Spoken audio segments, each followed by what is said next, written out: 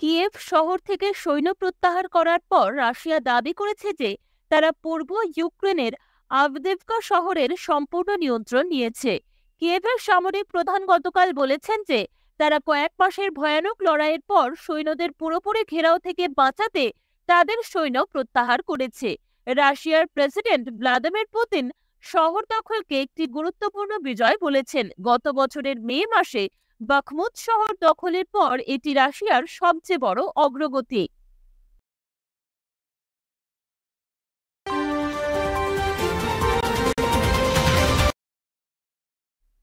প্রধানমন্ত্রী শ্রী নরেন্দ্র মোদী আজ লখনৌতে Uttar Pradesh global investors সামিটের চতুর্থ গ্রাউন্ড ব্রেকিং অনুষ্ঠানের উদ্বোধন করেছেন।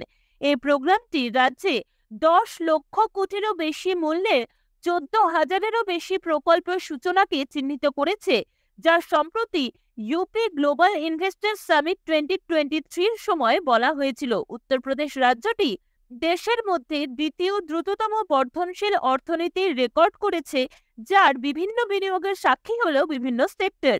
এই বিনিয়োগগুলি রাজ্যের মধ্যে 34 লক্ষেরও বেশি চাকরি তৈরি করবে বলে আশা করা হচ্ছে।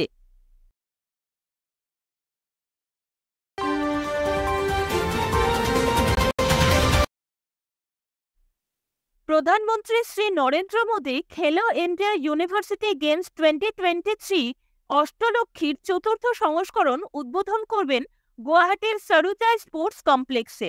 উদ্বোধনী অনুষ্ঠান শুরু হবে সন্ধ্যে 6টায় এবং আসামের মুখ্যমন্ত্রী ডক্টর হেমন্ত বিশ্ব শর্মাও এই অনুষ্ঠানে যোগ দেবেন। মোট 20টি খেলাধুলার শাখার মধ্যে গুয়াহাটিতে 16টি খেলাধুলা ডিসিপ্লিন এবং বাকি 4টি অন্যান্য উত্তর পূর্ব রাজ্যে অনুষ্ঠিত হবে।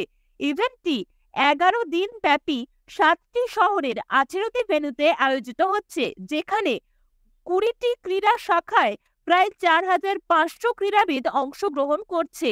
এই মেগা ইউনিভার্সিটি ইভেন্টে 215টিরও বেশি বিশ্ববিদ্যালয় অংশ নিচ্ছে এবং খেলো ইন্ডিয়া ইউনিভার্সিটি গেমস অষ্টলক্ষী 29 ফেব্রুয়ারি 2024-এ শেষ হবে।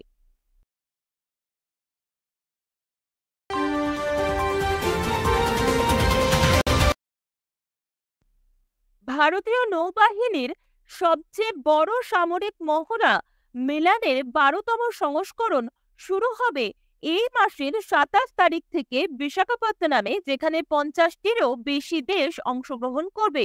এই অনুষ্ঠানটির থিম হল forging naval alliances for a secure maritime future এবং এই অনুষ্ঠানের লক্ষ্য হল অংশগ্রহণকারী নৌবাহিনীর মধ্যে সহযোগিতা জোরদার করা। একটি মেরিটাইম পেট্রোল এয়ারক্রাফট এবং বন্ধুত্বপূর্ণ বিদেশি দেশগুলির 15টি জাহাজ, ভারতীয় নৌবাহিনীর প্রায় 20টি জাহাজ সমুদ্র মহড়ায় অংশ নেবে।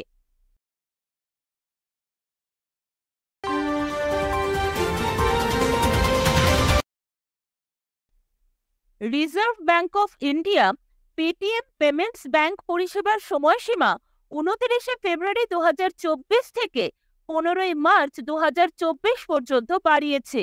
শুক্রবার জারি করা একটি প্রেস বিজ্ঞপ্তিতে শীর্ষ ব্যাংক বলেছে যে বৃহত্তর জনসাধারণের বিবেচনায় এই সিদ্ধান্ত নেওয়া হয়েছে।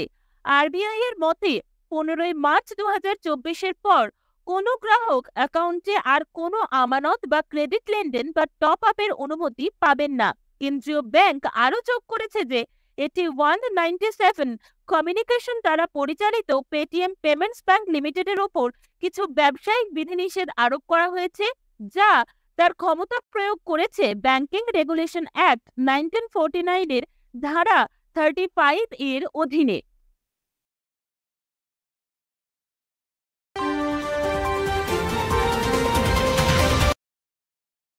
হেনলি পাসপোর্ট ইন্ডেক্স 2024-এর সংস্করণ প্রকাশিত হয়েছে, যা গ্লোবাল মোবিলিটি এবং সফট পাওয়ারের একটি গুরুত্বপূর্ণ অন্তর্দৃষ্টি প্রদান করে।